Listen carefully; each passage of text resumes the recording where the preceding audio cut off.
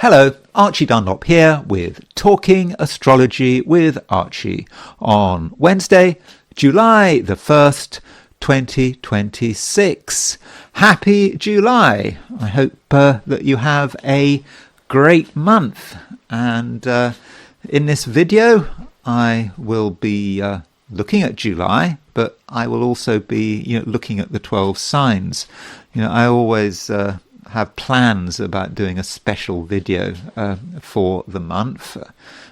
Occasionally I get it together, but usually I don't. And perhaps part of the problem is that this channel is about daily videos. The vast majority of my videos are dailies, and so in this video I'm going to look at today, which is Wednesday, July the 1st, 2026. I'll be looking at how the 12 signs might experience today.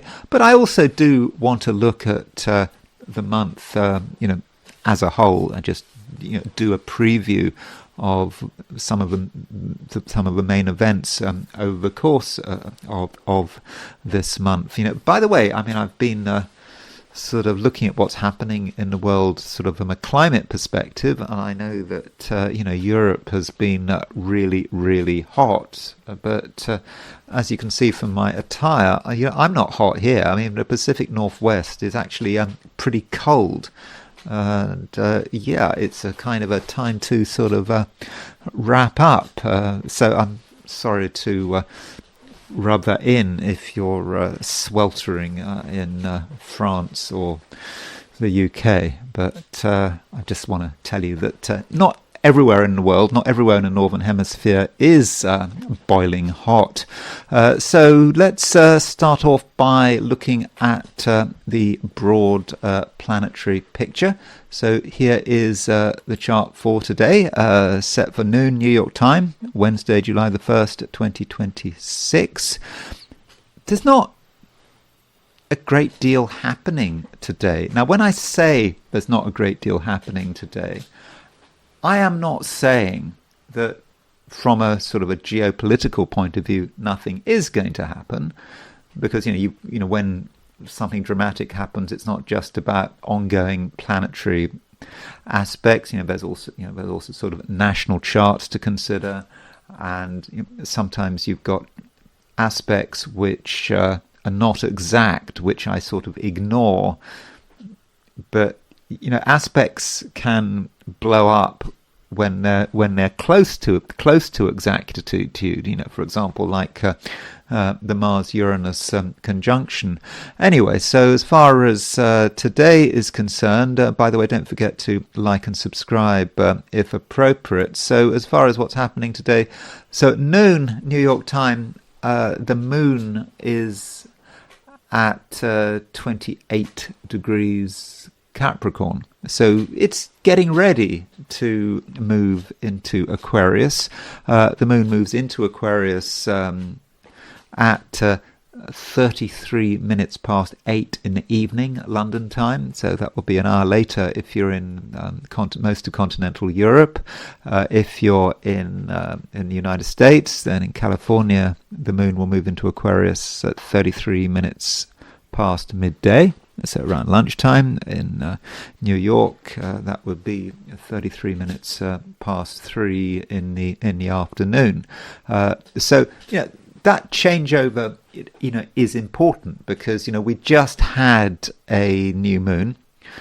So we had full moon. We just had a full moon, sort of Monday, Tuesday, and of course a full moon is when you've got the sun and the moon in opposite signs. So we had the moon in Capricorn and the sun in Cancer.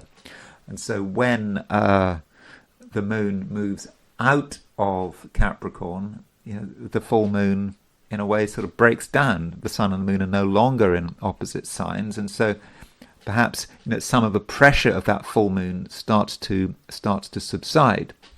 And so that there is a bit of a change there. Although moon in Capricorn, moon in Aquarius, both signs, Capricorn and Aquarius, are ruled by Saturn. So there is a certain sort of Saturnine energy here, that things have to be done in a particular way, and so many of us, are trying to be objective. We're trying, not to get too involved emotionally. It's not always possible to keep our distance, but one can try. And the moon, when it moves into Aquarius, okay, it might be today, it might be tomorrow. For most of us, it probably is tomorrow. The moon does make a trine to Mars, makes a trine to Uranus, makes a conjunction to Pluto. And so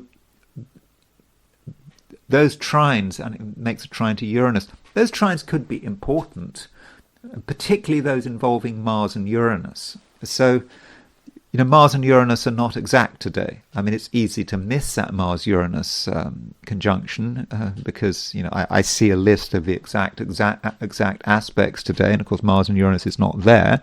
Mars and Uranus are not conjunct until Saturday, July the 4th. But they're pretty close, as you can see. Mars is at 2 degrees Gemini. Uranus is 3 degrees 44 Gemini. So Mars and Uranus are less than 2 degrees apart. And so the Mars-Uranus energy is starting to express itself. And, when you think about Mars and Uranus, you are thinking perhaps about violence, you're thinking about revolution, people perhaps, being, very, very stubborn, or it just could be sudden events. And, this Mars-Uranus conjunction, because it's in Gemini, the United States has a Gemini descendant. At least the chart that most astrologers use has a Gemini descendant, has Sagittarius rising.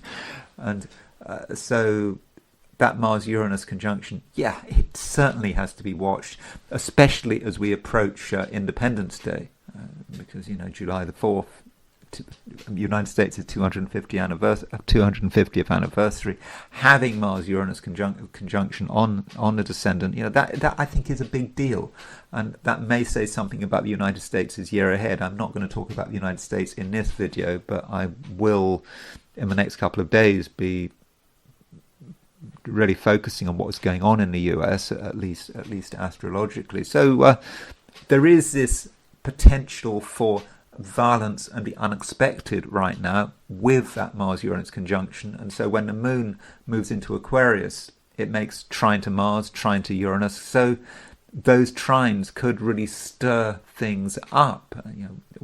As far as when those trines are happening, okay, it might be today in the Americas. It could tomorrow if you're in Australia or New Zealand. Quite late today if you're in Europe and Africa. So do watch that sign change.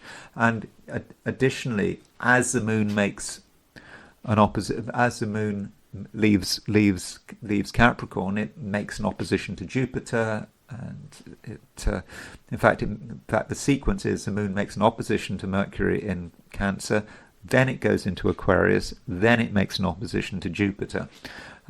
So that moon opposition Jupiter, you think about that in terms of exaggeration, and that opposition is perhaps the first aspect which which directly involves Jupiter in Leo, and so the full power of Jupiter in Leo may be brought out by that moon opposition Jupiter. Now, hopefully that's nothing too dramatic. We don't want to have any explosions. If you saw my video for yesterday, I mentioned the fact that on, I think it was July the 17th, 1931, Jupiter went into Leo, and on that same day there was an explosion in a film studio in Hollywood at the making of the film. I think the film was called Scarface. I know lots of films have been called Scarface, but there was a 1931 film called Scarface.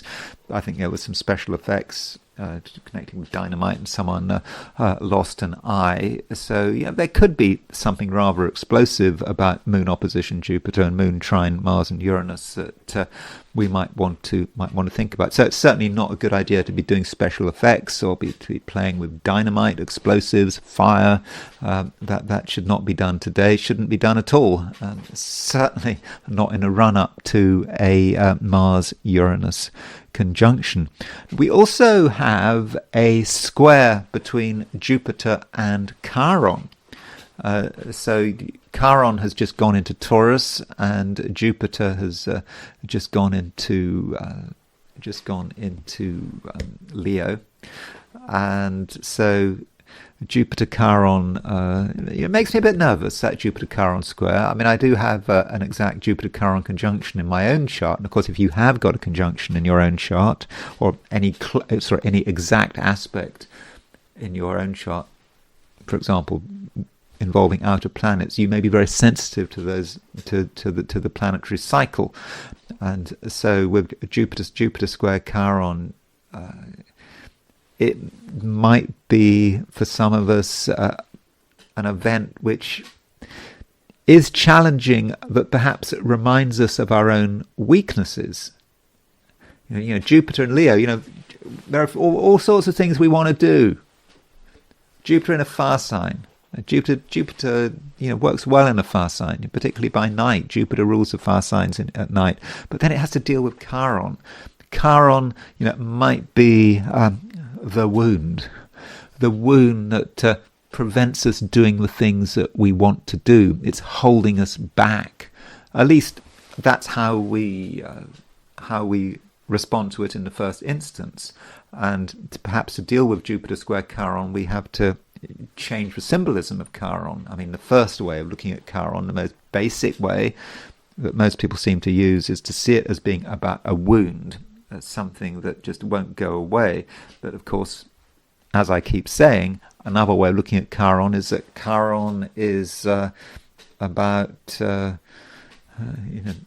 being the rebel, being a revolutionary, not doing things in the usual way, being prepared to break the mold.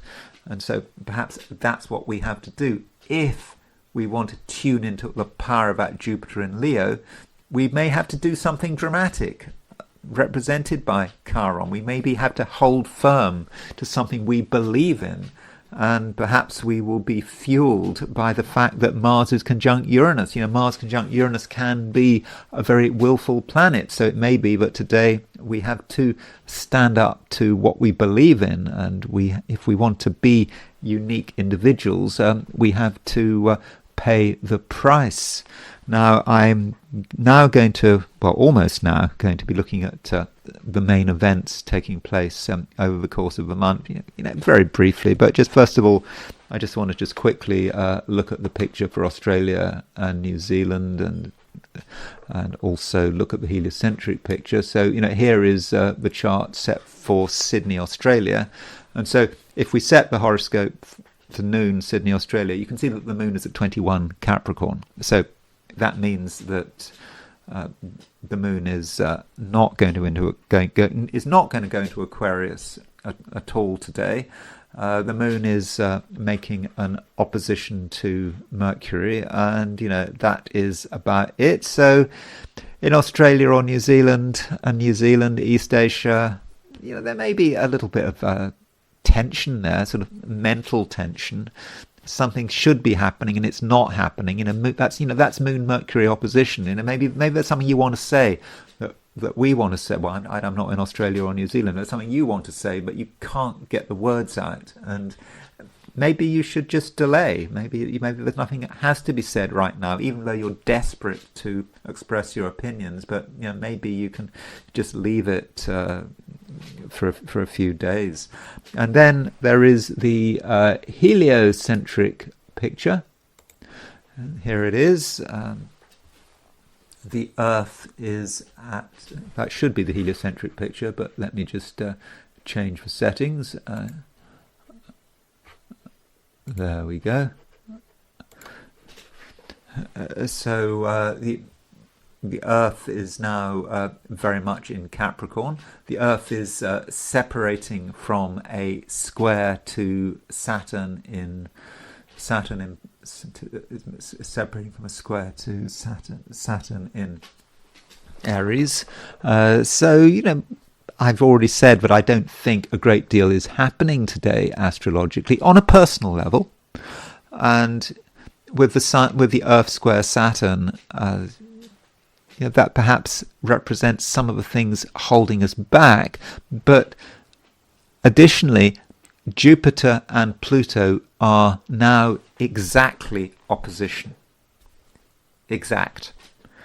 And exact Jupiter-Pluto oppositions should not necessarily be ignored. So I said sort of geocentrically, there's not a lot going on, but Jupiter-Pluto,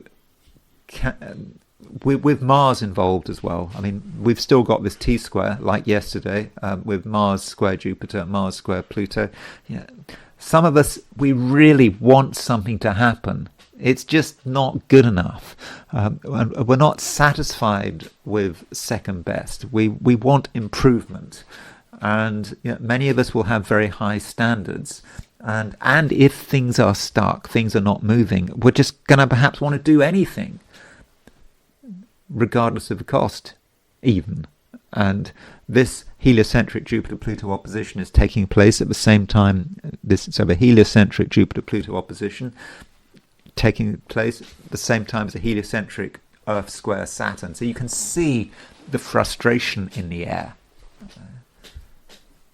That we want movement, but we're not getting that movement, and that could be dangerous, especially as we know that geocentrically there is a conjunction between Mars and Uranus. So that is brewing, and so perhaps this is all of this is the backdrop to this Mars-Uranus conjunction taking place over the weekend on July the 4th of all days of the United States' 250th anniversary. This is going to be quite interesting, I think. And I will be talking about the United States in the next couple of days. And now I just want to look at July. And it's just another month which has gone, and I have not made a special video for July. I really wanted to, but I just didn't get it together. So you're going to have to be satisfied with a rather sketchy account of July here. So here is the chart for the beginning of July. The very moment July unfolds, or comes into being, New York time. So set for Washington DC, midnight, July the 1st. And it could be the case that this chart does say something about the month ahead, and you're going to get similar charts across the world. And you follow it. You can go to any capital city. So if you're in France, you could set a chart for midnight July the 1st in Paris, or in the United Kingdom, you could do it for London. The charts are going to be pretty similar. They're all going to be sort of midnight charts with the sun pretty close to the IC. I mean, that will depend on the precise coordinates of the capital city, whether or not there's daylight saving time, and so on. I mean, I don't think that there's a lot to say about this chart. If indeed it is valid to look at a political chart like this, is not the chart of an astrological or astronomical event. It's just a calendar event. And you might say that true black moon Lilith is on midheaven.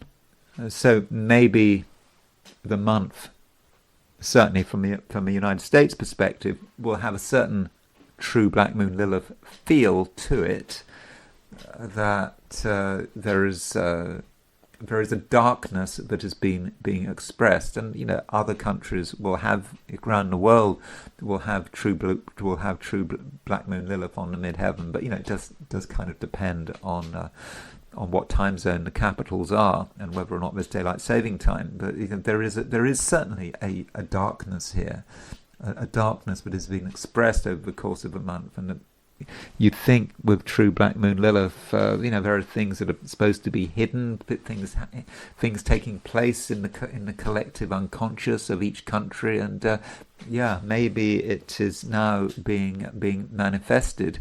And at the time of July coming into being, additionally, there is a Mars-Uranus conjunction. So I know that this Mars-Uranus conjunction is exact on July the 4th, but it could be that this Mars-Uranus conjunction just says something about the whole month. It's a month, perhaps, of instability, where things things are not just not certain, but certain people really, really want to assert themselves, and there could be big events which take a long time to sort of work through, and this kind of leads to the picture for the month as a whole. And so I would have said, as far as July is concerned, the first big event is the Mars-Uranus conjunction. And, these events I will be talking about in detail, over the next few days or weeks.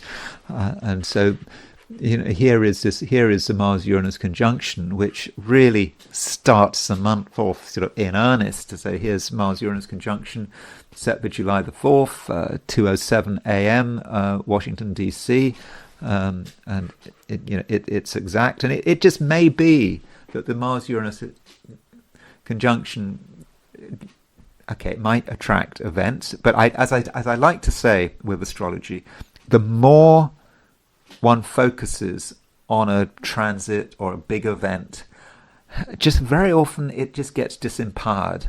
I mean, I've certainly noticed this myself with aspects, with transits to my own chart.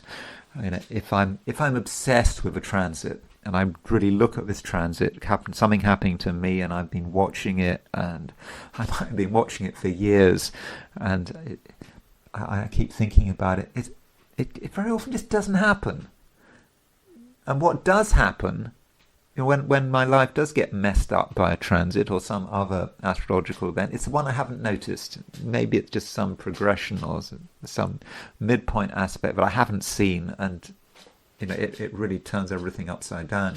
And so I don't know, you might disagree with me, but I think there is an argument to say that the more one thinks about something, the more one makes something conscious, the less power it has. So it could well be that this Mars-Uranus conjunction is a complete damn squib, because we've all been talking about it so much, and astrologers are just getting so excited about it. But I don't know. I still think this Mars-Uranus conjunction is a big deal. We should not forget that Donald Trump, in his solar return for his 80th birthday, has Uranus on his descendant, and then we've got Mars-Uranus conjunction here, and Mars-Uranus is, of course, this conjunction is on the United States' it's in Gemini, which is the United States' descendant, and of course, so far, every time Uranus goes into Gemini, the United States finds itself at war, and so Mars is triggering this. But I mean, I will be talking more about this Mars-Uranus conjunction in a day or two. So after that, I'm sure there are other events that I've kind of missed, but we do have a new moon on July the 14th. Now, that new moon on July the 14th is significant for another country, because July the 14th is Bastille Day. July the 14th, 1789, was, of course, the storming of the Bastille. I know some would argue that but Bastille Day doesn't celebrate the storming of the Bastille. It celebrates a celebration of the storming of the Bastille. But I think that in terms of the beginning of France, the storming of the Bastille, or perhaps the surrender of the Bastille, is the key moment to go for. So this new moon at 21 degrees 59 Cancer is conjunct France's sun. Here's the storming. Here's the chart for the surrender of the Bastille. Again, I will be I'll try to talk about France in more detail in the next couple of days. But the sun is at 21:32 Cancer, so the new moon on France's sun. So perhaps the focus should be on France in a couple of weeks' time. Will that say something about the World Cup? France are playing Sweden, isn't that right? Pretty soon. Could it say something about about how they're going to do in the World Cup, or maybe Sweden will knock them out? I don't know. I haven't looked at World Cup from an astrological point of view. I'm not particularly interested in it. I mean, I kind of find it, well, I find it of some interest. Yeah, France and Macron, we do need to be looking at that. And aside from France, in July the 14th is the new moon, so we've just had a full moon. So for the first half of July, the moon is waning, and we've got Mercury retrograde. So there is an argument to say that certainly through the first half of July, we shouldn't be initiating anything new. So if you're planning on doing something really important, like starting a business, perhaps you should wait. Wait until Mercury's direct. Wait until after the new moon. I'm just sort of thinking about this as well, because I've been thinking about having a membership side to this channel. I've been talking about it. I've been talking about it for a long time, but I haven't done anything. And if I was strict about it, I would absolutely wait until Mercury goes direct, because launching anything new, like for example a membership side to a channel while you've got a waning moon and Mercury direct, is not necessarily a good thing. By the way, I should reassure you that if I do launch a membership side to this channel, I'm not going to be putting existing contact behind the paywall or whatever. I will continue with what I'm doing, making that public, but it would relate to new content rather than existing content. And so as far as Mercury going direct, well, that is on July the 23rd. So it's perhaps not until July the 23rd, Mercury goes direct around 16 degrees Cancer, that perhaps things really start to move, that we can really initiate things. But there is something else going on, which I think I referred to in one of my recent videos. It's what a lot of astrologers have been referring to as Barbel's basket. And Barbel's basket, relates to the work of a French astrologer called André Barbeau, who did work with cycles, and he kind of took the view that when outer planets form particular configurations, this can mean a big change in the world. I mean, that's a standard astrological view. We look at these outer planet cycles. I mean, for example, the Jupiter-Saturn cycle is really important, but Barbeau is looking at other cycles, and you've got all these planets at 5 degrees of the sign. And I did mention it earlier, but so for example, I think it's, I don't know, when is, for example, let's take July the, let's take a date, let's take July the 20th, 2026. So July the 2026, there is an opposition between Jupiter and Pluto. And so there is Pluto at 4 degrees 27 Aquarius. There's Jupiter at 4 degrees 27 Leo. And you can see this supposed basket, where you can see that Uranus is at 4 degrees Gemini, Neptune is at 4 degrees 22. So that is, at least in theory, quite an amazing configuration, isn't it? Having all of these planets at 4 degrees, all connected with one another. So you've got a series of sextiles, and you've got sextiles and an opposition, and in fact you've got, what have you got? You've got, all in positive signs. And so this is supposedly a big change. It might mark the beginning of something new. I know some of the astrologers talking about Barbeau's basket. If you look it up, you'll probably find quite a lot of videos on Barbeau's basket. I don't want to exaggerate it, though. I mean, I'm going to be doing a video on it. I have to, because I think it is such an amazing event. Just the beauty of it, even if it means nothing, it's certainly very beautiful to have all of these outer planets at 4 degrees, and I can't believe nothing will happen. And I'm inclined to think that it might be quite positive. not just because of this broad basket, but the fact that we've got Jupiter moving into Leo, and Jupiter's moving towards a conjunction of Saturn. Sorry, a trine to Saturn, and this trine between Jupiter and Saturn is it's not going to be exact, and I think until September the 1st, but it's still getting there, and so this kind of all links with this sort of outer planet configuration. So I know there's a lot of doom and gloom right now, but maybe with these aspects we'll see something new unfold, and maybe short term, because you've got Jupiter sextile Uranus, and Jupiter sextile Uranus can be, like Eberton said, the thank the Lord aspect will be a sort of a relief, maybe disaster delayed, and that is part of my idea about how things are going to work. I'm more concerned about the Jupiter-Saturn opposition in a couple of years' time. Jupiter in Scorpio, opposition Saturn in Taurus. I think that's going to break everything. I think that's really my fundamental thesis.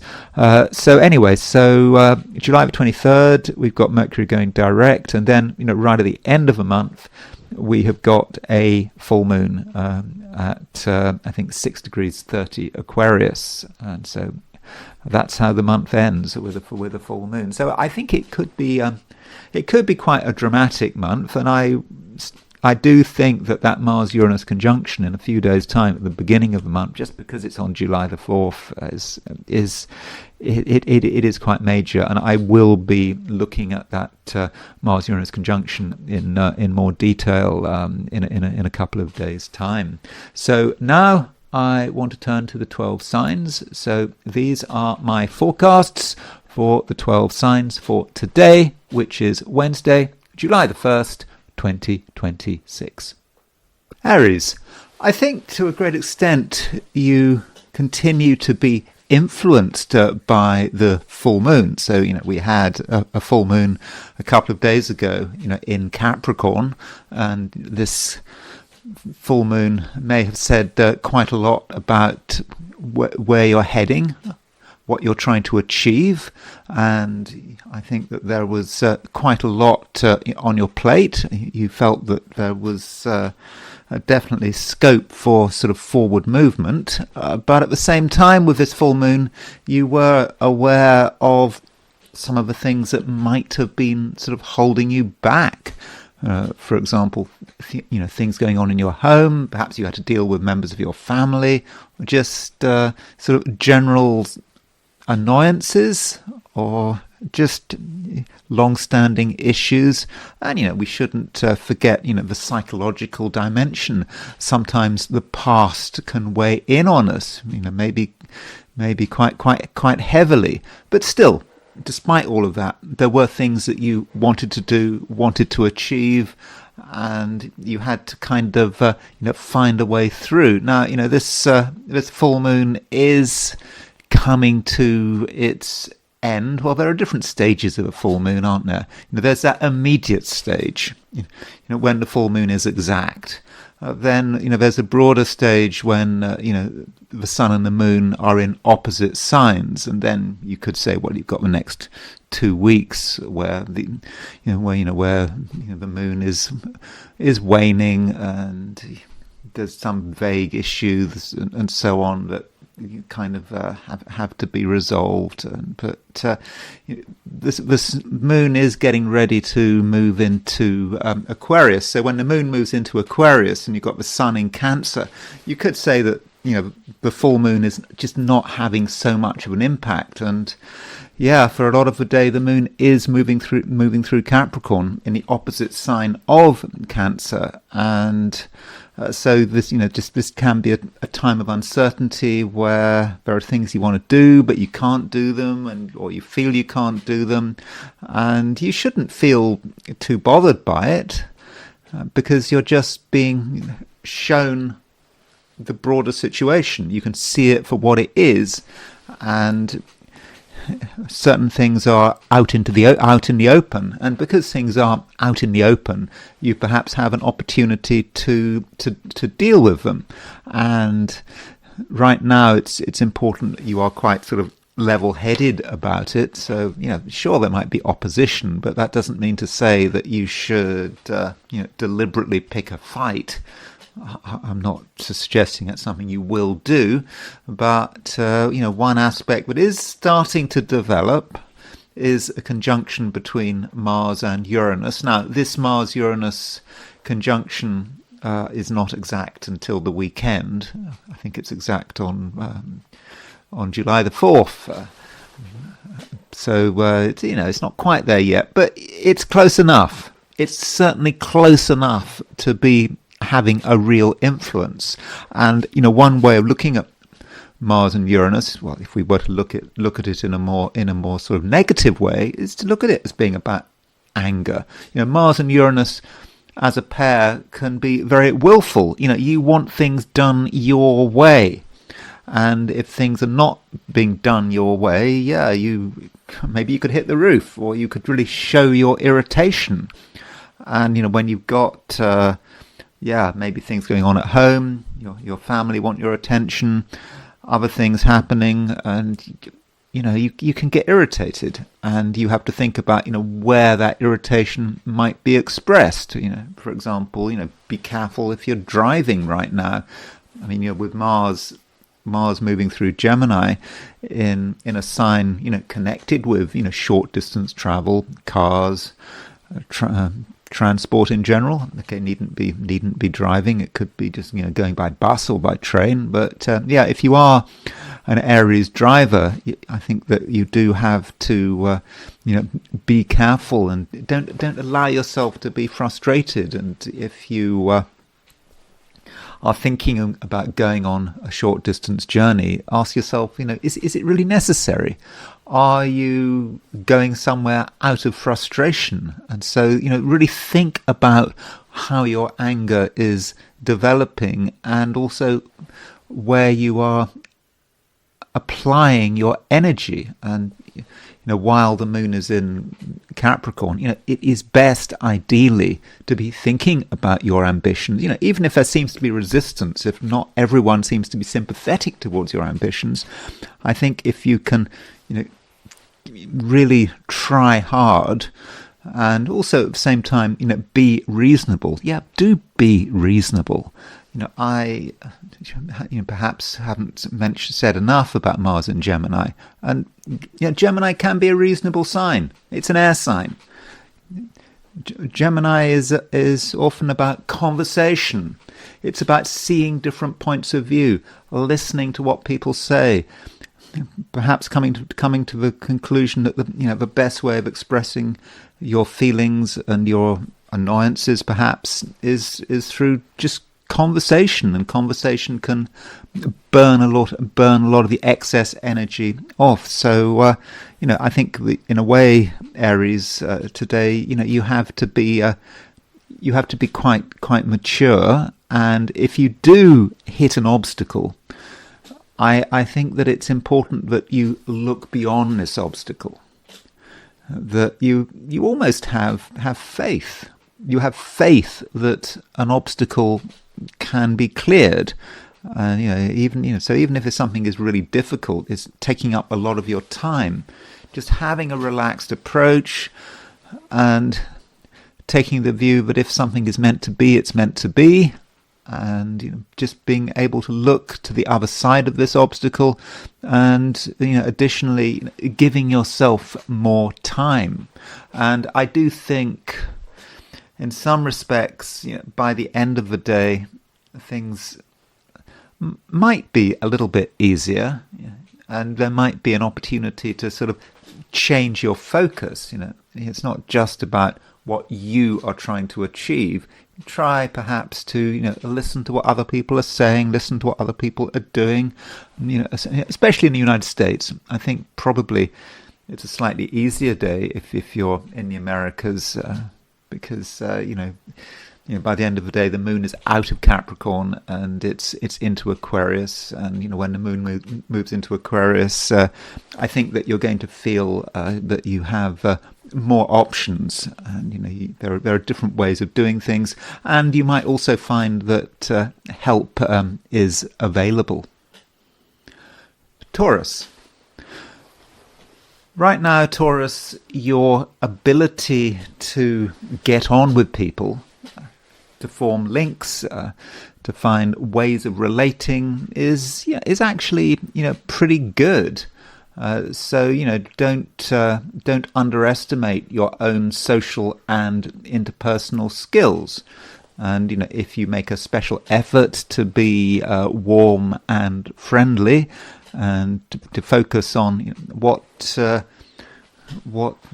connects you rather than what separates you. So if you can focus on that, Taurus, I do think that you'll just be aware that you do have real social skills.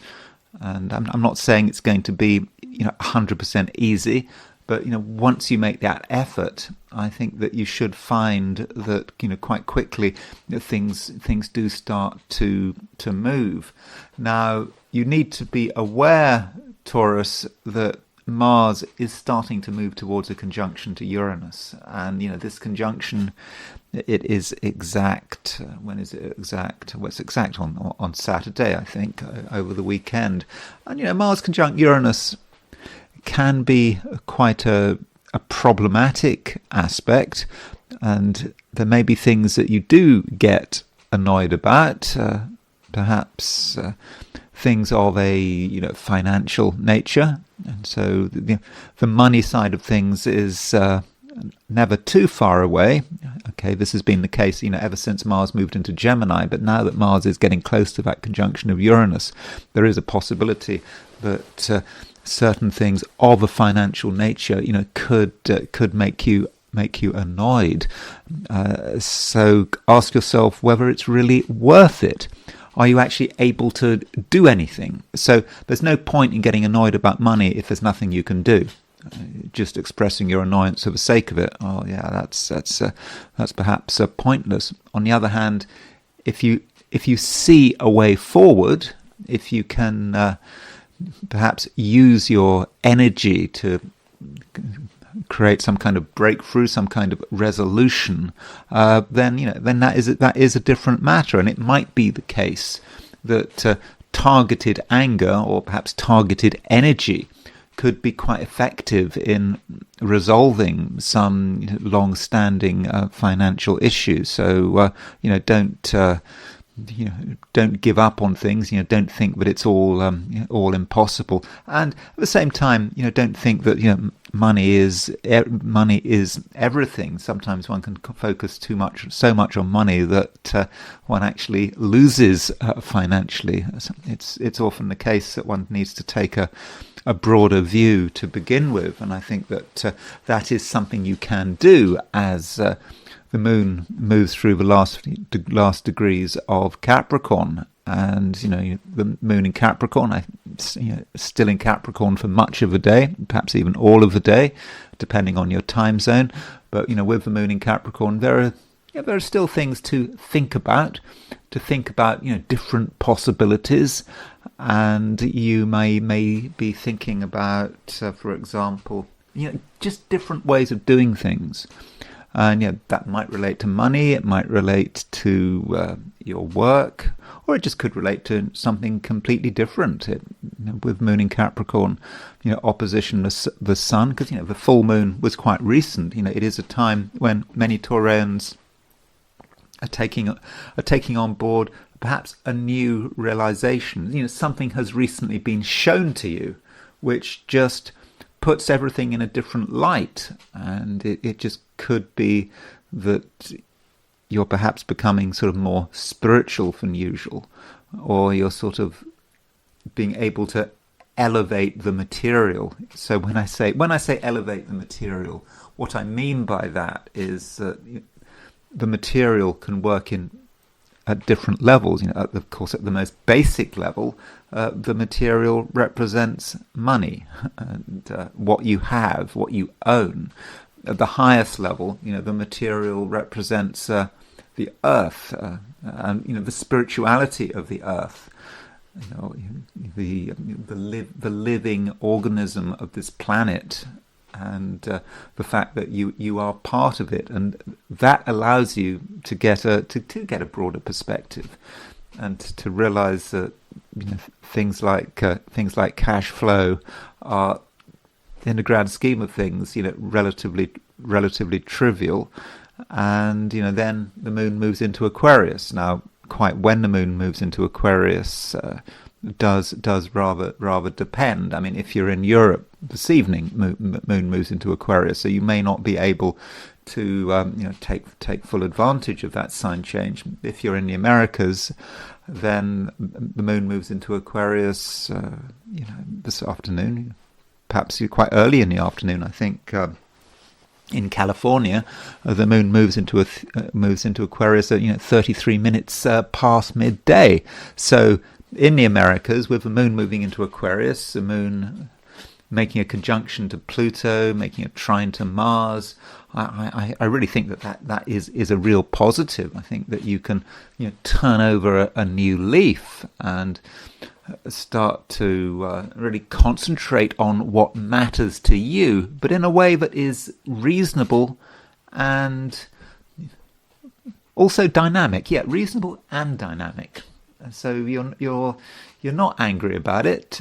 You need quite a lot of energy to see something through, and your brain is working at the same time. And so through perhaps the power of your intellect, Taurus, you can see a way forward. And so that does mean, certainly if you're in the Americas, that you can end the day in a way that is really very constructive. Now, if you're in Europe or Africa or even the Middle East, then this evening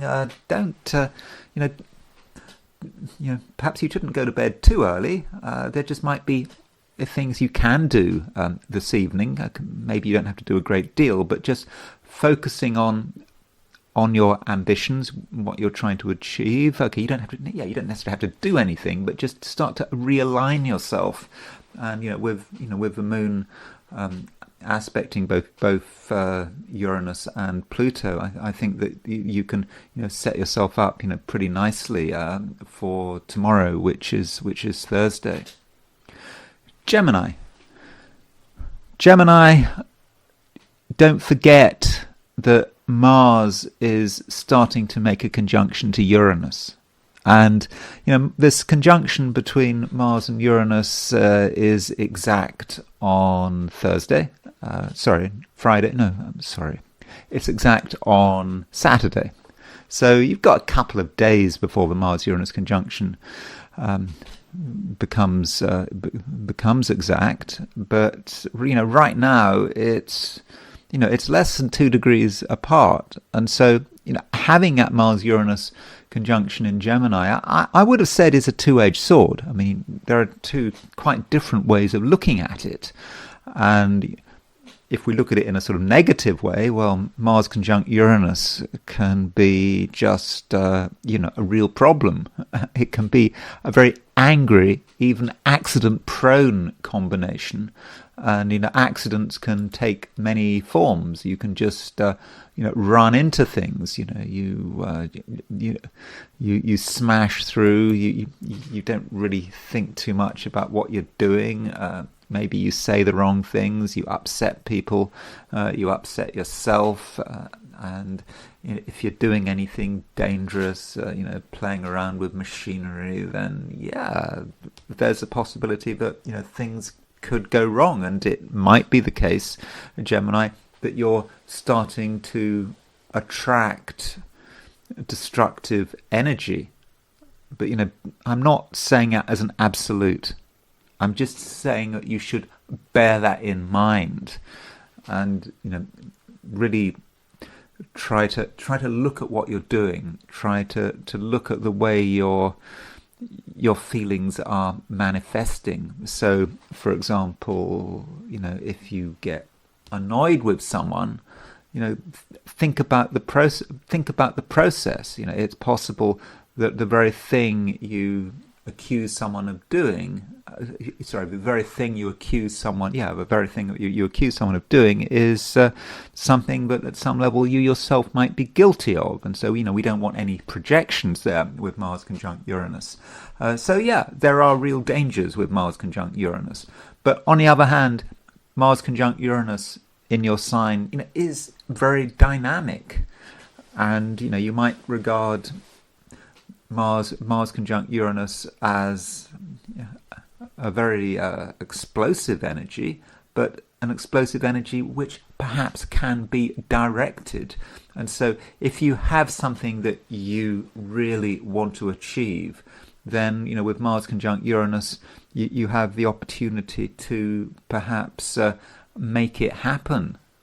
And even if it's something rather far-fetched, I think deep down, Gemini, you have ambitions, you have goals.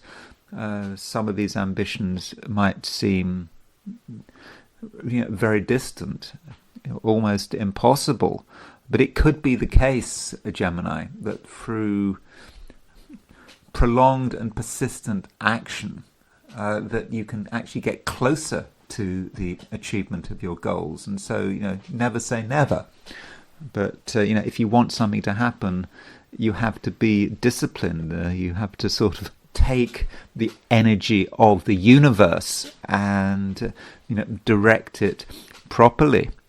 Now, another thing that you need to consider, Gemini, is the after effects, or perhaps the aftershock of the full moon. So we had this full moon a couple of days ago, maybe yesterday, depending on your time zone. But this full moon is persisting, and it just hangs around.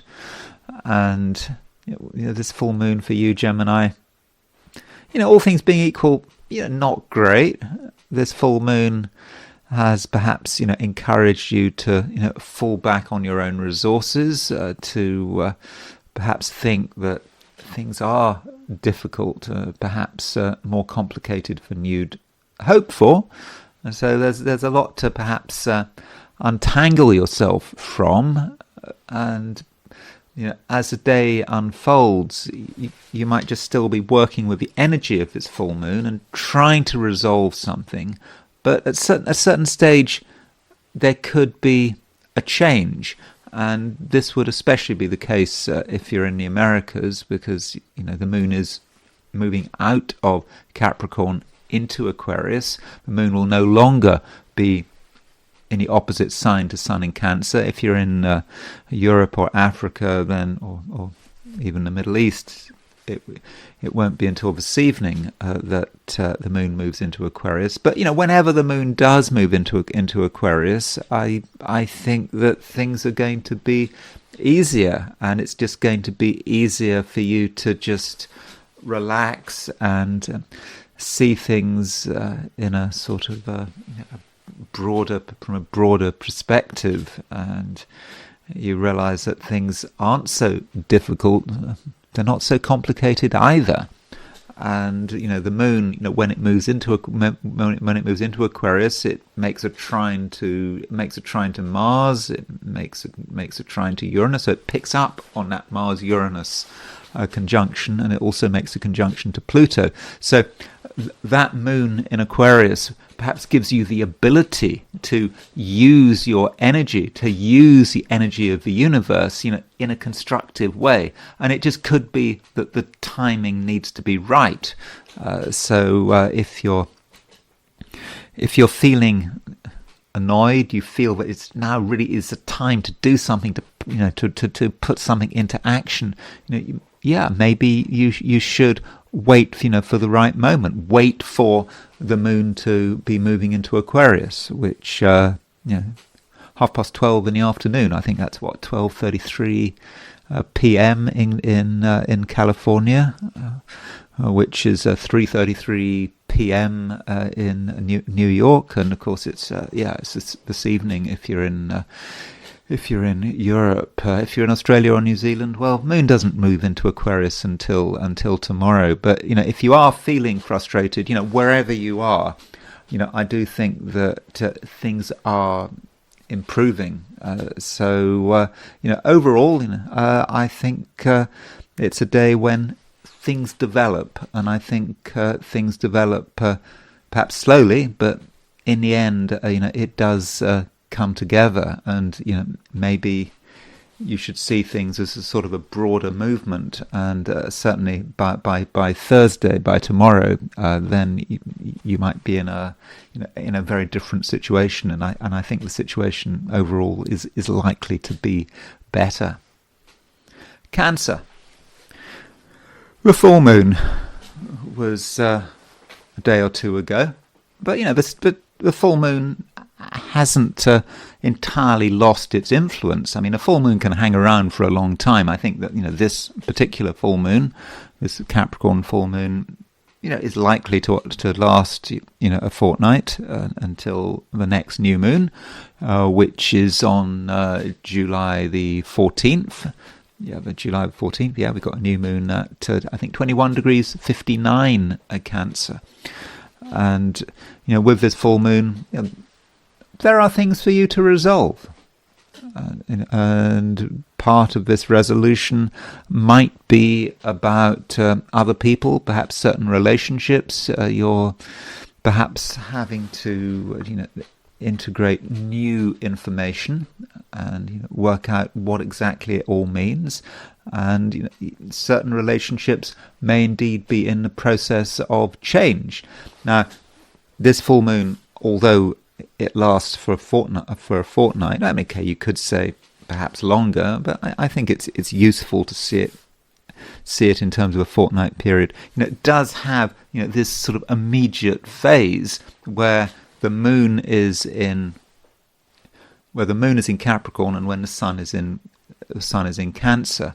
And today, okay, it might be tomorrow if you're in Australia or New Zealand or quite a lot of Asia.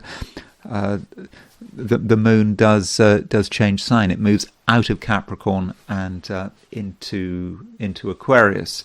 And so when the moon moves into Aquarius, you start to be able to see things in a different way. You're perhaps less concerned about other people, and you can start to work things out in your own way, and perhaps just reconsider everything. And so, although the sign Aquarius doesn't have a lot to do with Cancer, Aquarius and Cancer, are very, very different signs. I think that the moon moving into Aquarius, whenever that might be, could be, a bit of a relief, and you can start to be sort of more independent. Now, as far as when the moon moves into Aquarius, in California, it's around lunchtime, early lunchtime. It's sort of I think it's sort of 12:33 in the evening. 12:33 in the afternoon. If you're New York, that's sort of 3:33 in the afternoon. This evening, if you're in Europe or Africa or the Middle East, and tomorrow, if you're in Australia or New Zealand.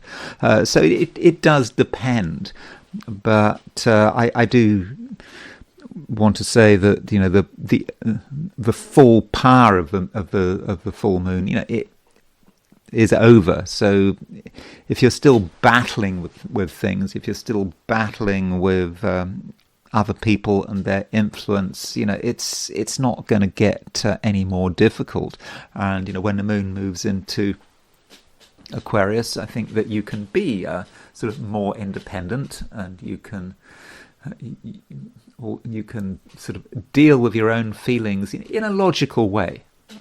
And so there is definitely an advantage of the moon being in Aquarius. But while the moon moves into Aquarius, over the next couple of days, it might be Cancer, a time where you feel that you need some peace, and you don't want to get involved with anything too heavy. So it might be a time, Cancer, to just sort of make your excuses and not feel that you have to do anything, that you don't have to worry about making other people happy and doing what you're told. You can to an extent, I think, leave people to their own devices, and I think that you will probably hope that other people will leave you to your own devices. And when you are alone and undisturbed, with the moon making a trine to Mars and also making a trine to Uranus, I think that you can actually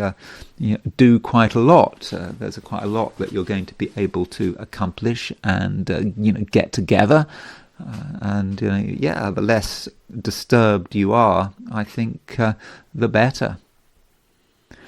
Leo, you're still perhaps getting your head around the fact that Jupiter has moved into your sign.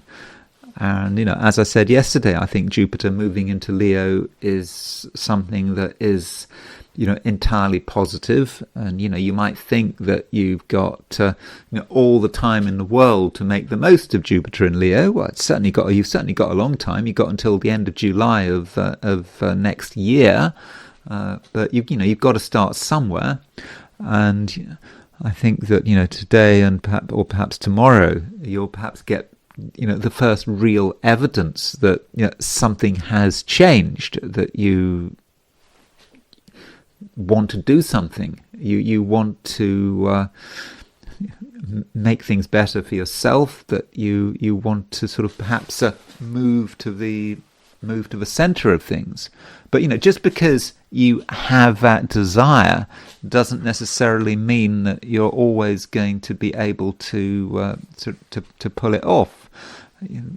Because right now, Leo, there is just a bit of fear. You're just worried. Well, what if? What if things were to go wrong? What if your worst fears were confirmed? I mean, we've all got our worst fears, haven't we? I mean, it's just the way it is. And, some of us, might be afraid that if we were to reveal our hand or were to do something, perhaps in the public eye, tell people what we were planning on doing, that there might be a negative response, that things can always go wrong. And maybe, Leo, it's a time to be confronting your fears and realizing that those fears might be unreasonable. I mean, okay, there's always a place for a reasonable fear. For example, it's not a time for anyone, regardless of their sign, to be doing anything stupid or dangerous. We do have a conjunction between Mars and Uranus, which is exact on Saturday, and it's not a time to be taking risks. I mean to be taking physical risks. If something has a dangerous element to it, I don't know, climbing, hiking in rough terrain, worse still, I don't know, parachuting, bungee jumping, all that kind of stuff, or doing things at home that you don't normally do. For example, playing with drills and saws and so on. All of that, I think, should be avoided while Mars is making a conjunction to Uranus. But perhaps in terms of risk, what I'm sort of more talking about is social risks. You're perhaps concerned about whether or not you're going to be embarrassing yourself. Because if we're always worried about embarrassment, well, we might just get stuck. And sometimes we do have to take a stand and do something that may not be popular, but it just might still be necessary. So Leo, you can be experimental, and you can make suggestions which might not be to everyone's taste. But if it's just moving everything on, and if you have the right attitude, then I don't think you should be too worried. And that is the nature of Jupiter in Leo.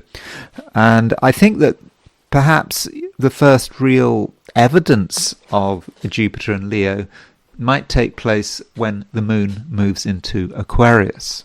Because when the moon moves into Aquarius, it makes an opposition to Jupiter. So when Jupiter is aspected Jupiter almost sort of comes into being, and its influence is just right. It's just right there. So Moon moves into Aquarius. At when does it move into Aquarius? Early afternoon in the Americas. Oh, I don't know. I think it's 3:33 p.m. in Eastern Standard Time.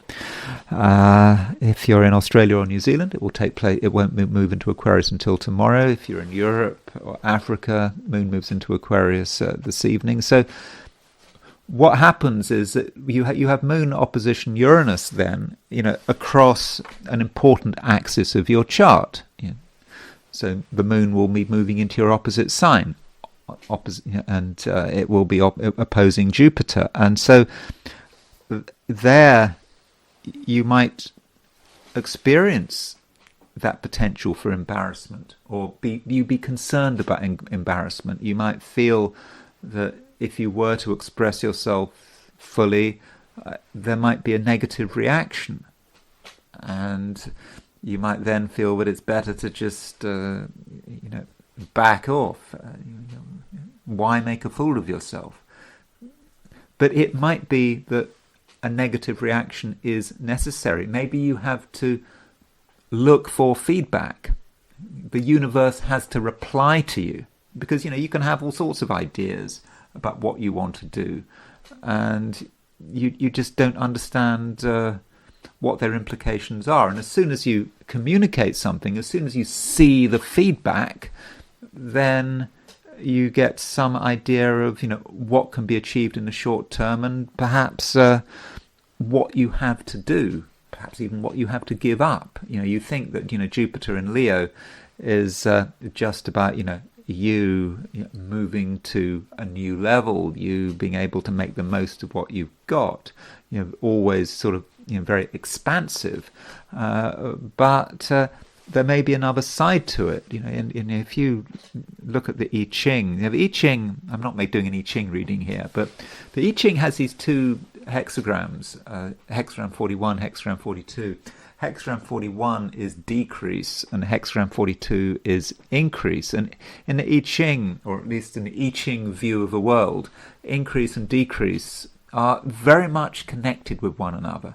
You can't have one without the other. So if you want to increase, if you want to move into a new and elevated way of being, you have to give something up. And so maybe in order to really make the most of Jupiter in your sign, it's a very self-orientated place for Jupiter to be in Leo. If you want to do that, then there might be a price, and the price might be that you have to distance yourself from certain people who just might be taking up too much of your time, too much of your energy. And it is all about you, not in a way that is obnoxious or egocentric. It's just recognizing that, in a way, the pointer is on you. You have got something that you can achieve, and it is, although it's about you, in the end it might be about other people as well, and you need to be given the space in order to just make the most of everything. So, I'm quite optimistic, of course, about Jupiter in Leo, and the Moon making that opposition to Jupiter. It really gives you an idea of how it's working. I mean, you could say, Leo, that in fact we have a T-square if you throw in Chiron. Chiron, of course, has just gone into Taurus. So Jupiter's making a square to Chiron. It might be today, might be tomorrow, depending on time zones. But Jupiter and Chiron are two very slow-moving planets, and relatively slow-moving planets. So I think we shouldn't obsess about precise times. And so as the Moon makes that opposition to Jupiter, makes a square to Chiron, that makes you realize, perhaps what it's all about. And Chiron is, of course, the wounded healer, and it's an energy that is about you wanting to be different, but also knowing the price of being different. If you try to be an individual, you might attract criticism. That's perhaps what Chiron is saying. And there's poor Leo trying to be himself, herself, and not always getting that support. And Leo can respond by just backing off, withdrawing, saying, "Well, okay, I won't try it now.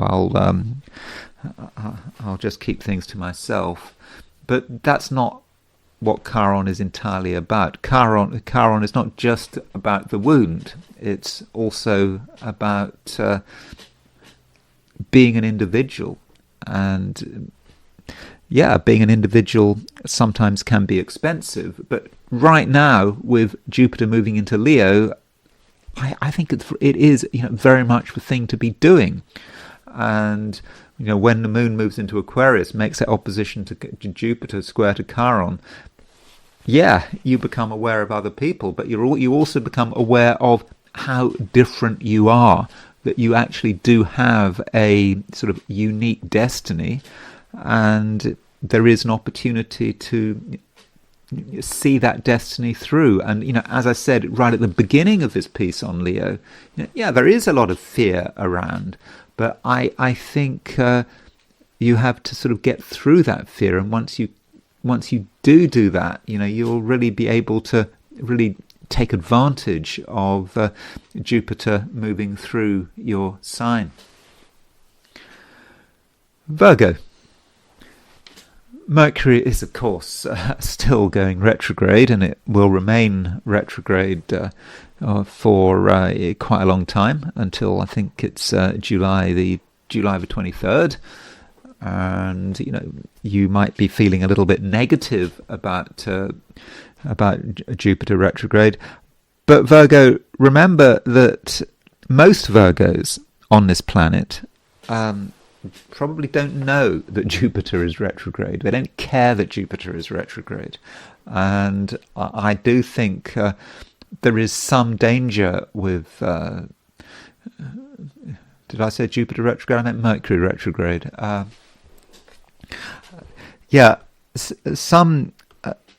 Some Virgos just don't know. They don't know this. Most Virgos don't know that Mercury is retrograde, and they live their life. They lead their life, and it's fine. So don't exaggerate. And what we do not want to create, Virgo, is a self-fulfilling prophecy. Things can work, and they can work especially well if you have got support. And if you want support at the moment, I think you can get it. I think, Virgo, right now your ability to get on with people is actually pretty good. You just have to be yourself. You just be, warm and friendly. You don't have to try too hard. And okay, it might not be wonderfully exciting, but if you are supported, then you can certainly accomplish a certain amount. And so don't feel, Virgo, that you are on your own. And the social side of things right now is really does matter. And this perhaps reminds you that the North Node continues to be in Pisces. Okay, the North Node is very soon going to move into Aquarius, but with the North Node at the beginning of Pisces, this does mean that the direction forward for you at the moment, it's not going to necessarily last forever, is through accommodation.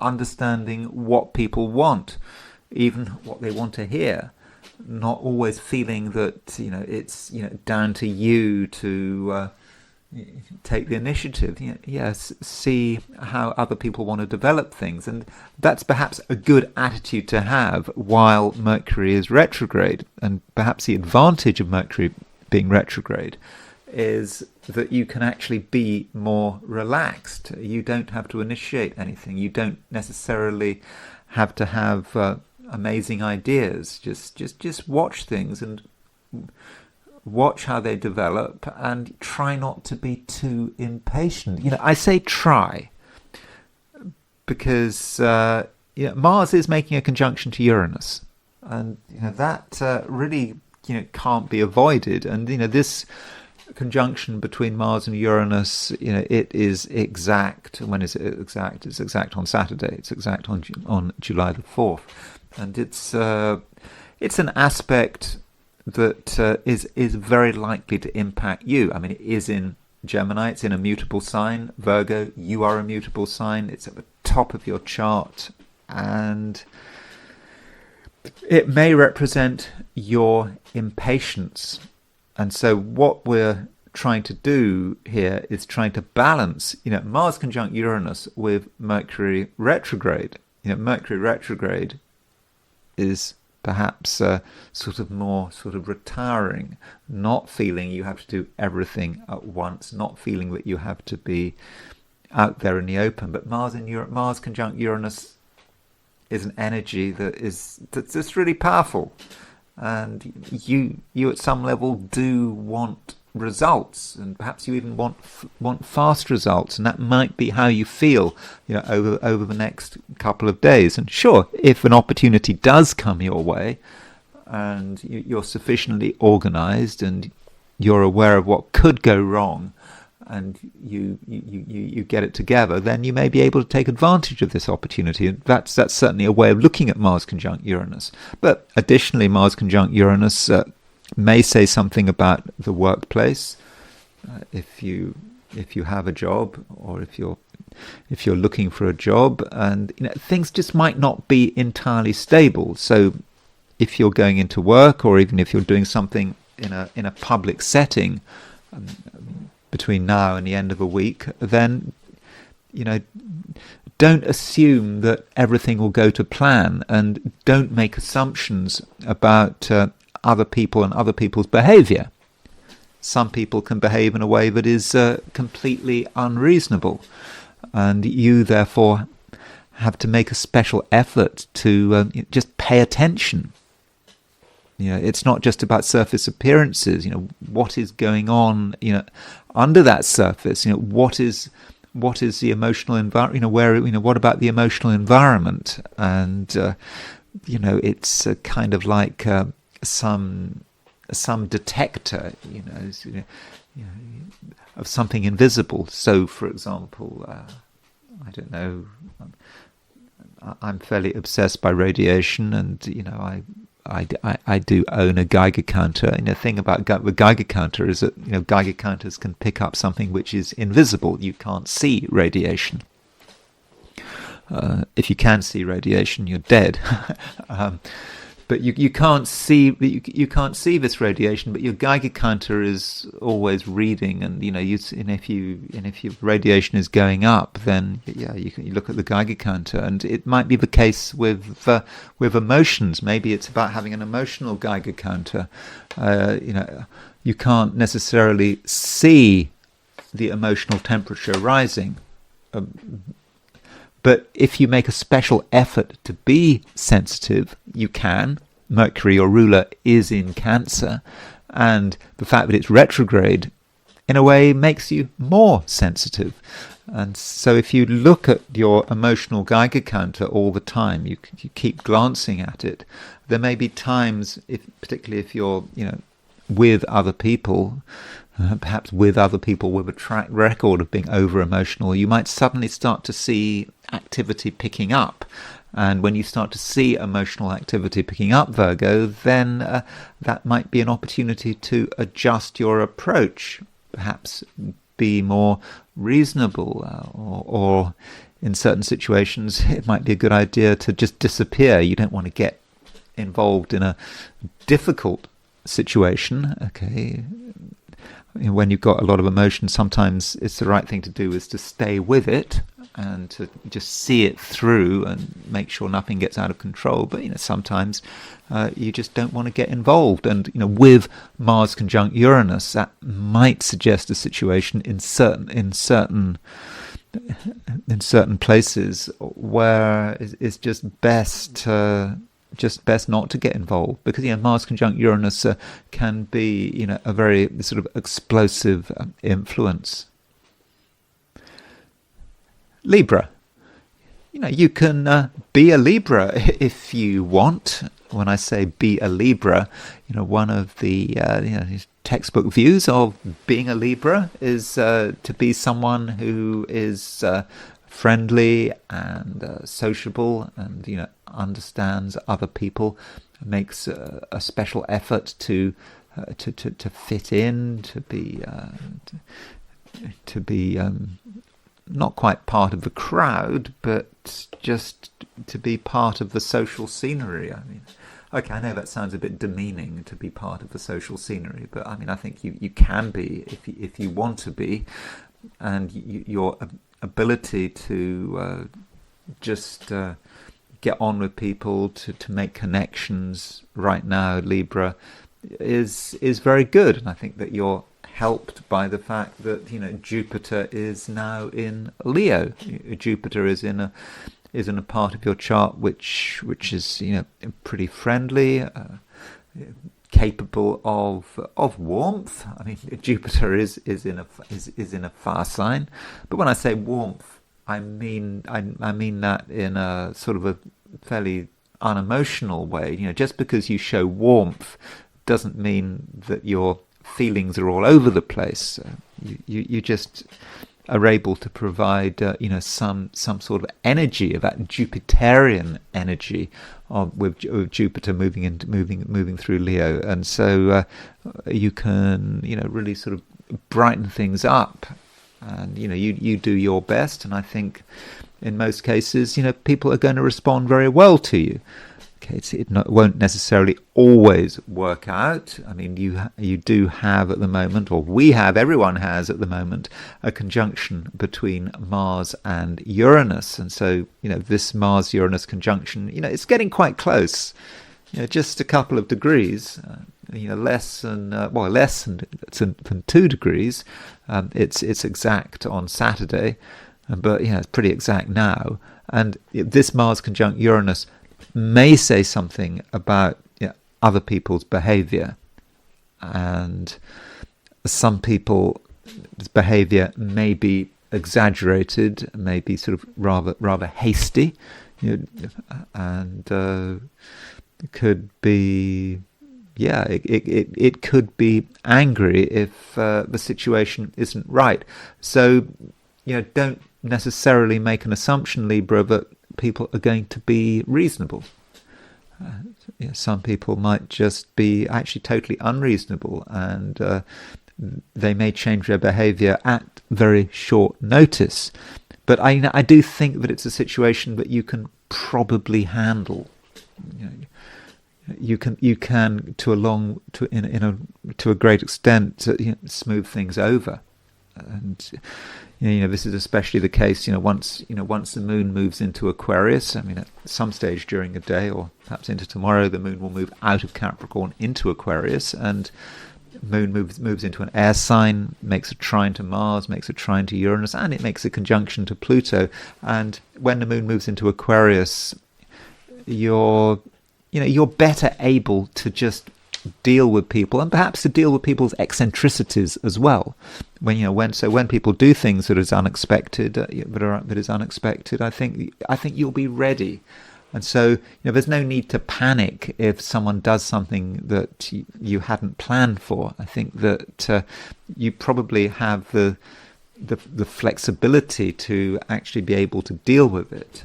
So I think overall, Libra, there's quite a lot that you can deal with, and you're going to be helped, of course, by Jupiter in Leo. The fact that right now, as I've already said, your social skills are pretty good, and when you're surrounded by people, I think that in a way you feel you feel quite relaxed. You feel that it's all very natural, and don't forget that Venus and Jupiter are now in the same sign. So Venus is your ruler; it's in the same sign as Jupiter. Obviously, I'm talking about the Western zodiac, not the Eastern zodiac. So you could argue that there is almost a conjunction between Venus and Jupiter, and with this conjunction, Venus and Jupiter. Okay, I mean, no, it's a very distant conjunction. Venus is at 20 degrees. Venus is at 20 degrees Leo, and Jupiter is at 0 degrees Leo. But they're in the same sign, so there is a conjunction feel there, and so you really can you can pick up on this, and when you're in a heavily social situation, I think that you'll know how to behave, and you will be decisive enough to be able to sort of keep control of things. So in general, Libra, there might just be a lot of emphasis on the other, what is happening in the outside world, what other people are doing, and at times it might seem to be a little bit difficult, but I'm just really confident that you can, really deal with it. And as far as other people are concerned, you can be a real plus, and I think that people will, appreciate your presence. Scorpio. We do have to look at Mars, because Mars rules Scorpio, and we already know that Mars has changed sign. It's moved into Aquarius. Sorry, Gemini. We know that Mars has moved into Gemini, and so with Mars in Gemini, perhaps Scorpio, you are maybe sort of more intense than usual. Is that possible? Scorpio has a reputation for being a fairly intense sign, and with this intensity, you can make things happen. That is the nature of being a Scorpio. Scorpios can be powerful. Scorpios should not be underestimated, and additionally, with Mars in Gemini, you might have a way with words. You can use words to create powerful effects, and Scorpios perhaps have a reputation for maybe not suffering fools gladly, and being able to use just a few words to express their feelings, their anger, maybe their annoyance, and a few words which are immediately taken seriously. So words can be a powerful weapon, and they should perhaps be used sparingly. And it's not just Mars moving into Gemini; it's Mars starting to make a conjunction to Uranus, and this Mars-Uranus conjunction. Okay, it's not exact until Saturday, but you could say that it's effectively exact, because today the moon moves into Aquarius. It might be tomorrow, depends on your time zone. But when the moon moves into Aquarius, it straight away makes a trine to Mars, makes a trine to Uranus. So you could say that the moon is making that Mars-Uranus conjunction exact. And don't worry too much about it being a trine. A trine is just an aspect. Might be good, might be bad, might be neither. It might be just how you want to experience it. And so this Mars-Uranus conjunction, it could be very, very positive. It may give you the opportunity to assert yourself in a quite dramatic way, an unexpected way, and perhaps you're able to have a benefit of surprise. People don't realize what you're about to do, and you could suddenly escalate. So if you want to just do that, force people's attention by doing or saying something dramatic, almost out of nowhere, then Scorpio, that's certainly something you can do. But there is a downside to Mars conjunct Uranus, because Uranus is the planet of accidents, the unexpected, of revolution, and so when Mars starts making a conjunction to Uranus, things can just happen. Yeah, there could be an accident if you're doing something careless, if you're doing something safety critical, over the next few days, and you don't entirely know what you're doing, or you're in maybe too much of a hurry. Yeah, things could go wrong, and I suppose there's a possibility of just plain bad luck. So Scorpio, now I would urge you to respect this conjunction between Mars and Uranus, and just not assume that everything's going to be fine, because you could say that if it can go wrong, I won't say will go wrong. If it can go wrong, it certainly might go wrong, or the probability of it going wrong is perhaps higher than usual. I mean, I'd love to be positive, but I have to remind you of the danger of that conjunction between Mars and Uranus. It is a serious energy that certainly needs to be respected. But don't think, Scorpio, that I'm telling you that it's going to be a bad day. It absolutely needn't be a bad day. You're starting to realize, I hope, that Jupiter is now in Leo. Jupiter went into Leo yesterday, I think, Tuesday, and so now that Jupiter is in Leo, stays in Leo until the end of July of next year, this is a time for you to really be able to sort of move forward and to decide, what is important to you, and from a perspective of your ambitions, this might be the first day when you start to really recognize your ambitions, because the moon is making an opposition to Jupiter, and you might tune into your ambitions by realizing how difficult something might be. Now that might sound bad, but it's not bad at all. So if you become aware of a problem, then clearly you're thinking about resolving that problem. And it might be, for example, that things going on in your home, or connected with your family,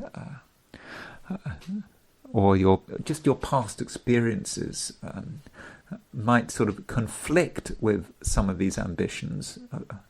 But that conflict is almost bringing these ambitions out into the open. So perhaps by being told what you can't do, you realize what you must do, and that is entirely positive. And this might actually go back to the Mars conjunct Uranus, because there is another way of looking at Mars conjunct Uranus. And Uranus is a very willful planet. It wants to do things its way. You want to do things your way.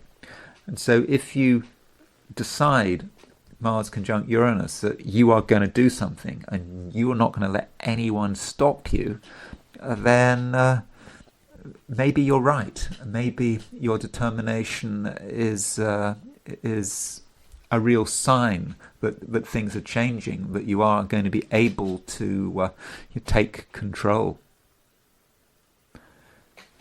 Sagittarius.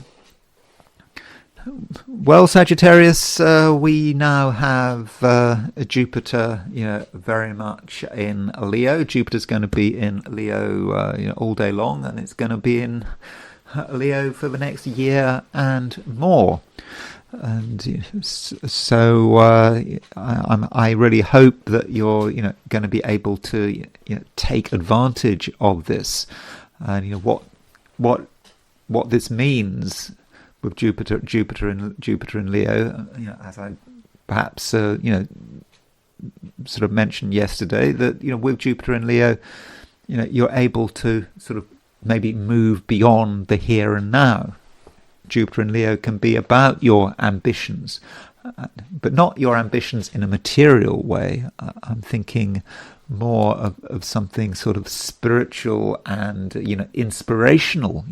Jupiter is in a fire sign now, and Sagittarius, you're a fire sign, and you start to see what is possible, and you're ready to go beyond the trivial. I mean, trivial, yeah, we can get so cluttered up with things that are just unnecessary. We can worry about things that are absolutely pointless. And right now, Sagittarius, you perhaps have a vision of pointlessness. And I know that sounds bad, but actually I mean that in a positive sense.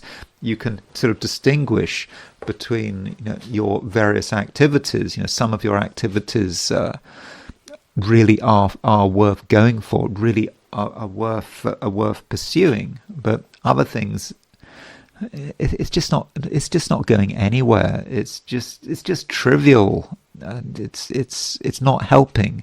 And we have an opposition aspect between the moon and Jupiter. Okay, it might be late today, might be into tomorrow, and this moon Jupiter opposition does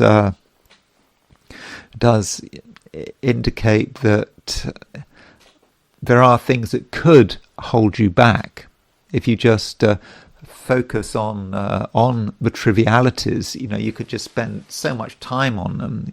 Maybe little facts that aren't really important, but they seem important, that you lose sight of the larger vision. But this is just temporary. I think that it is a time with Jupiter in Leo, where the vision does matter, and the vision is going to become sort of stronger and stronger, as the northern hemisphere summer unfolds.